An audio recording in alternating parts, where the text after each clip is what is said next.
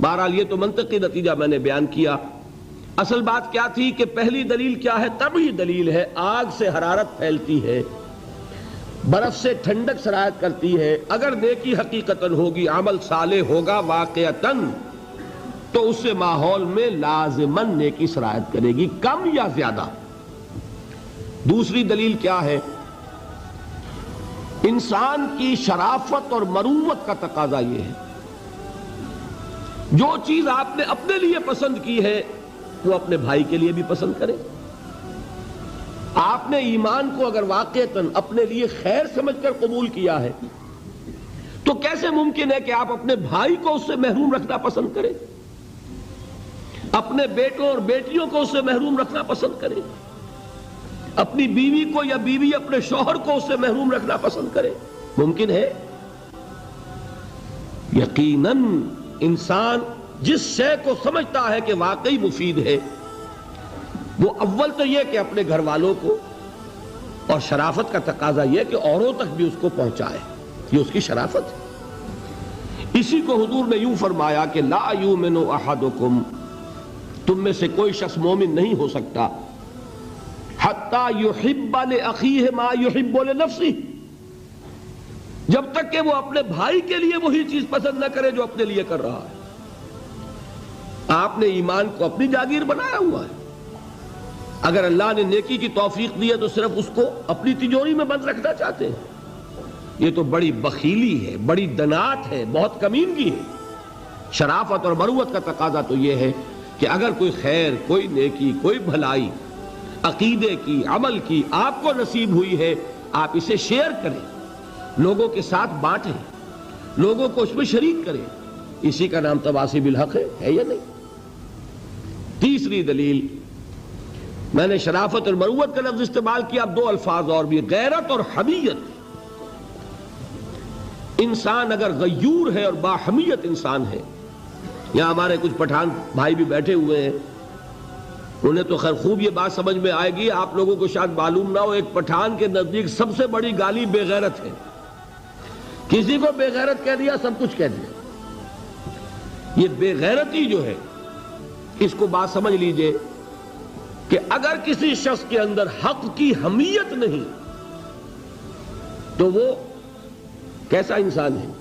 بے حمیت، بے غیرت انسان. میں یہ حدیث آپ کو سناؤں گا جو لرزا دینے والی حدیث ہے، جس میں کہ اس غیرت دینی کا حضور نے نقشہ کھینچا کہ اگر کوئی شخص خود نیک ہے، خود بہت دیندار، زاہد، عابد، لیکن یہ ہے کہ وہ دیکھتا ہے حقوں کے مغلوب ہے، پامال ہے، حق کی دھجیاں بکھر رہی ہیں، شریعت کا مذاق اڑ رہا ہے، دین کا قانون سرعام توڑا جا رہا ہے، اور اسے کوئی احساس ہی نہیں ہوتا. وہ لگا ہوا ہے اپنی تسبیح میں، تو فقط اللہ اللہ اللہ. اس شخص کا دین میں کیا حکم ہے وہ دو حدیثوں سے سمجھ لیجیے، بلکہ ایک ہی حدیث اس وقت کفایت کر جائے گی، وقت کم ہے. حضور فرماتے ہیں، یہ حدیث قدسی ہے، حضور فرماتے ہیں اوحى اللہ عز وجل الی جبرائیل علیہ الصلاۃ والسلام، اللہ تعالیٰ نے حضرت جبرائیل کو حکم دیا کس بات کا؟ انقلب مدینۃ کذا و کذا باہلھا، فلاں فلاں شہروں کو، بستیوں کو الٹ دو اس کے رہنے والوں سمیت. یہ اللہ کا وہ عذاب ہے جو پوری قوم کی ہلاکت کے لیے، جیسے قوم لوط اور قوم ہود اور قوم صالح جس طرح برباد کی گئی، ختم کی گئی، ویسا عذاب کا حکم اللہ نے دیا کسی بستیوں کے بارے میں. قال فقال، حضور نے ارشاد فرمایا کہ اس پر حضرت جبرائیل نے عرض کیا اللہ کی بارگاہ میں، ان فیہا عبدک فلانا لم یعصک طرفۃ عین، اے اللہ میں فلاں بستی کو الٹ دوں، اس میں تو تیرا فلاں بندہ بھی ہے جس نے کبھی پلک جھپکنے جتنی دیر بھی معصیت میں بسر نہیں کی. اب نوٹ کیجئے الفاظ، یہ طرفۃ عین عربی میں کہتے ہیں نگاہ کا ادھر سے ادھر ہو جانا، کچھ وقت لگا اس میں. ہم اس کو محاورے میں کہتے ہیں پلک جھپکنا، مفہوم ایک ہی ہے. اتنی دیر بھی معصیت میں بسر نہیں کی. کہنے والے کون ہیں؟ جبرائیل۔ کیا جھوٹ بول سکتے ہیں؟ مبالغہ کر سکتے ہیں؟ کرائے کے وکیل نہیں ہیں، جبرائیل ہیں، اور کہاں کہہ رہے ہیں؟ اللہ کی عدالت میں، جہاں ابو جہل بھی جھوٹ نہیں بول سکتا۔ قال صوابا، وہاں تو ابو جہل کو بھی بات صحیح کرنی ہوگی۔ اب اگر یہ بات ہے تو ذرا تصور کیجئے ایک شخص کی ذاتی نیکی کا، جس کے بارے میں جبرائیل کی گواہی بارگاہ خدا بندی میں یہ ہے کہ اللہ تیرے اس بندے نے تو پلک جھپکنے جتنی دیر بھی معصیت میں بسر نہیں کی۔ اس کا ذاتی کردار، اس کی ذاتی نیکی، اس کی ذاتی دینداری، اس کی عبادت گزاری، اس کا زہد، اس کا تقوی کس درجے کا ہوگا ہم تصور بھی نہیں کر سکتے۔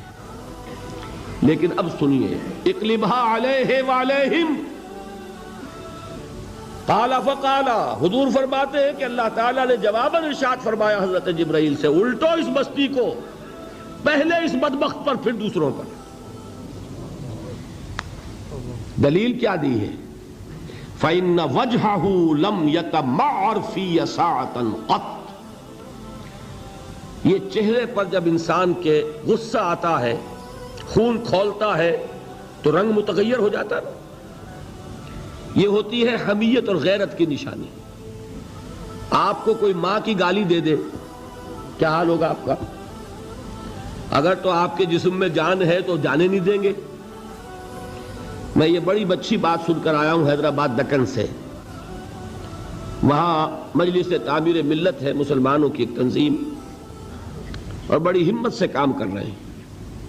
وہ برملا جلسوں میں یہ کہہ رہے ہیں کہ اب ہم نے یہ طے کر لیا ہے، ہمارا اصول یہ ہے کہ کسی کو چھیڑو مت، اور اگر کوئی چھیڑے تو چھوڑو مت۔ میں سمجھتا ہوں بہت صحیح اصول ہے کہ کسی سے چھیڑ چھاڑ کرنی نہیں ہے، لیکن کوئی چھیڑے تو پھر بے غیرت اور بے حمیت بن کر گردن جھکانی نہیں ہے، پھر ہر چہ باد آباد۔ اسی کا ہے اصل میں یہ نقشہ کہ انسان کو اگر اس کی ماں کی کوئی شخص شان میں گستاخی کر گیا ہے تو اگر اس میں جان ہے وہ جانے نہیں دے گا، نہیں ہے تب بھی اس کے پورے جسم کا خون اس کے چہرے پر تو آ جائے گا کہ نہیں؟ کانپے گا، لرزے گا، غصے میں آئے گا، قہر درویش بر جانے درویش چاہے پی جائے، لیکن یہ نہیں ہو سکتا کہ اس کے چہرے کا رنگ متغیر نہ ہو۔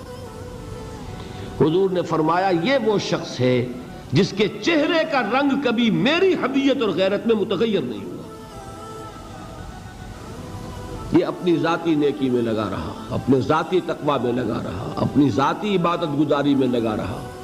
اس نے دیکھا نہیں کہ حالات کدھر جا رہے ہیں، اس نے دیکھا نہیں ماحول کا رنگ کیا ہے، اس نے دیکھا نہیں کہ کیسے جو نواہی ہیں، جو منہیات ہیں، جو اللہ تعالیٰ کو ناپسند چیزیں ہیں وہ پھیل رہی ہیں، منکرات کا اضافہ ہوتا چلا جا رہا ہے۔ یہ لگا رہا اپنی ذاتی نیکی میں۔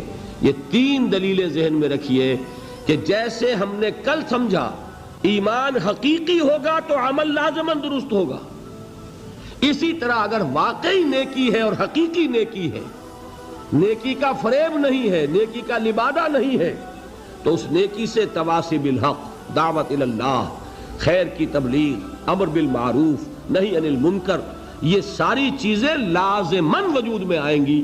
نہیں آ رہی ہے تو اس کا ثبوت ہے کہ در حقیقت اپنی نیکی کچی ہے، بودی ہے، فریب کی ہے، دھوکے کی ہے، لبادہ ہے۔